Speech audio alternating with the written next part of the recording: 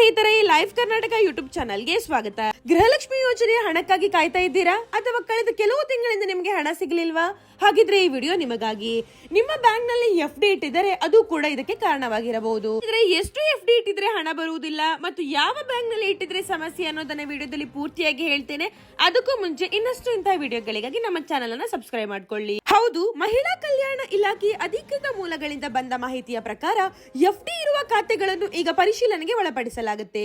ಸರ್ಕಾರಿ ಮತ್ತು ಖಾಸಗಿ ಬ್ಯಾಂಕ್ಗಳಲ್ಲಿ ಕೆಲ ಫಲಾನುಭವಿಗಳು 1 ರಿಂದ 2 ಲಕ್ಷದವರೆಗೆ ಫಿಕ್ಸ್ ಡೆಪಾಸಿಟ್ ಅಂದರೆ FD ಇಟ್ಟಿರುವುದು ಪತ್ತೆಯಾಗಿದೆ. ಹೀಗಾಗಿ 1 ರಿಂದ 2 ಲಕ್ಷ FD ಇಟ್ಟವರ ಗೃಹಲಕ್ಷ್ಮಿ ಹಣ ಬರೋದು ಡೌಟ್ ಅಂತ ಅಧಿಕಾರಿಗಳು ಹೇಳಿದ್ದಾರೆ. ಹೀಗಾಗಿ ಯಾಕೆ FD ಇಟ್ಟವರಿಗೆ ಗೃಹಲಕ್ಷ್ಮಿ ಹಣ ಸಿಗೋದಿಲ್ಲ ಅಂದರೆ ಸರ್ಕಾರದ ನಿಯಮದ ಪ್ರಕಾರ ಆರ್ಥಿಕವಾಗಿ ಸ್ಥಿರವಾಗಿರುವವರು ಅಥವಾ ಬ್ಯಾಂಕ್ ನಲ್ಲಿ ಹೆಚ್ಚಿನ ಮೊತ್ತದ FD ಇಟ್ಟವರು ಯೋಜನೆಗೆ ಅನರ್ಹರು ಅಂತ ಪರಿಗಣಿಸಲಾಗುತ್ತೆ. ಹೀಗಾಗಿ ನಿಮ್ಮ ಬ್ಯಾಂಕ್ ಖಾತೆ ಮತ್ತು FD ದಾಖಲೆಗಳನ್ನು ಒಮ್ಮೆ ಪರಿಶೀಲಿಸಿ. ಅಧಿಕೃತ ವೆಬ್ಸೈಟ್ ಅಥವಾ ಸ್ಥಳೀಯ ಕಚೇರಿಯಲ್ಲಿ ನಿಮ್ಮ ಅರ್ಹತೆಗಳನ್ನು ಖಚಿತಪಡಿಸಿಕೊಳ್ಳಿ. ನಿಮಗೆ ವಿಡಿಯೋ ಇಷ್ಟ ಆದಲ್ಲಿ ಲೈಕ್, ಶೇರ್, ಸಬ್ಸ್ಕ್ರೈಬ್ ಮಾಡಿ. ಧನ್ಯವಾದಗಳು.